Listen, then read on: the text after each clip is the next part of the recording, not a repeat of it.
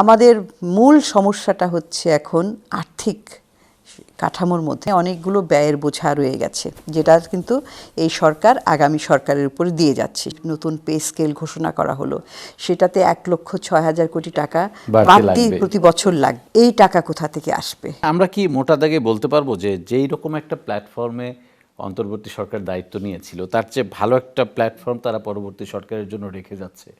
কিছুটা ভালো, কারণ কি একেবারে মুখ পতনটা থামানো গেছে, এই পর্যন্ত এসেছে। কিন্তু তারপরে আরও কিছু চ্যালেঞ্জ আছে, চ্যালেঞ্জ আরও যুক্ত হয়েছে কি, আমাদের মূল সমস্যাটা হচ্ছে এখন আর্থিক কাঠামোর মধ্যে যে সমস্যাটা, আমাদের যে এই আর্থিক কাঠামোতে আমরা অপারেট করি, অর্থাৎ আমরা কিভাবে সম্পদ সঞ্চালন করি, অভ্যন্তরীণ সম্পদ সঞ্চালন, কর আদায় পরিস্থিতি, কর টু জিডিপি হার, সেটাও কিন্তু কমেছে, সেখানে কিন্তু একটা পতন।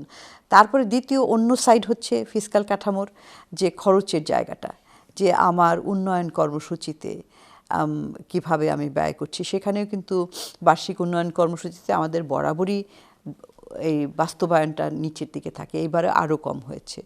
সুতরাং এই ফিসকাল কাঠামোটা ম্যানেজ করা, এটা একটা সরকারের বিরাট চ্যালেঞ্জ, বিশেষ করে সম্পদ আহরণ, সম্পদ সঞ্চালন, কারণ এখানে অনেকগুলো ব্যয়ের বোঝা রয়ে গেছে, যেটা কিন্তু এই সরকার আগামী সরকারের উপর দিয়ে যাচ্ছে। সেটা হচ্ছে, প্রথমেই হচ্ছে সরকারি চাকরিজীবীদের যে নতুন পে স্কেল ঘোষণা করা হলো, সেটাতে 1,06,000 কোটি টাকা বাড়তি প্রতি বছর লাগবে।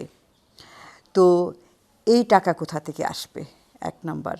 দ্বিতীয় হচ্ছে যে আরও কতগুলি পাওনা, যেটা বললাম যে অনেকের কাছে পাওনা, পাওয়ার ডেভেলপমেন্ট বোর্ড 20,000 কোটি টাকা লাগবে।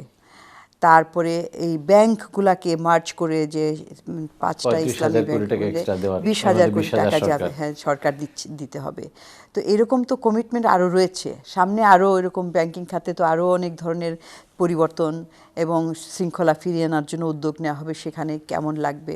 আর ইতিমধ্যেই সরকার ব্যাংকগুলো থেকে ঋণের উপরে এত নির্ভরশীল হয়ে গেছে, সেটাও বেড়েছে প্রচুর পরিমাণে, আগের বছরের চাইতে সামনের আরও করবে।